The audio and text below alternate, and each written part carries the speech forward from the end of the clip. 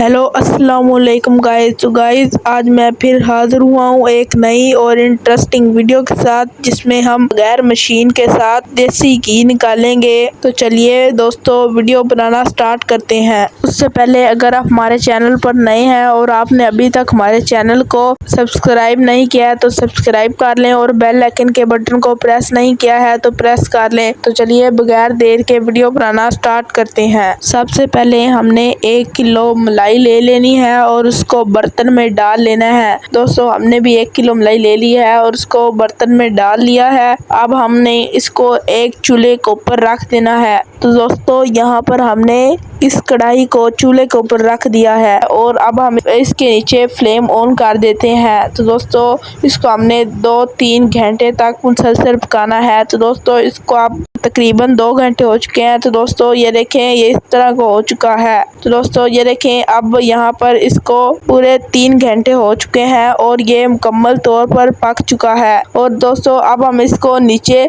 किसी बर्तन में डाल लेते हैं। हमने यहाँ पर इसको बर्तन में डाल लिया है। अब दोस्तों ये देखें, इसके नीचे गूदा बच चुका है। अब हम इसको वेस्ट कर देंगे, ये हमारे किसी काम का नहीं है और ये हमारा बगैर मशीन के देसी घी बनकर तैयार हो चुका है। तो दोस्तों अगर आपको हमारी ये वीडियो पसंद आए इसे लाइक करें, शेयर करें और बेल आइकन के बटन को दोबारा मत भूलिए। अब मिलते हैं एक नई वीडियो के साथ, तब तक के लिए खुदा हाफिज।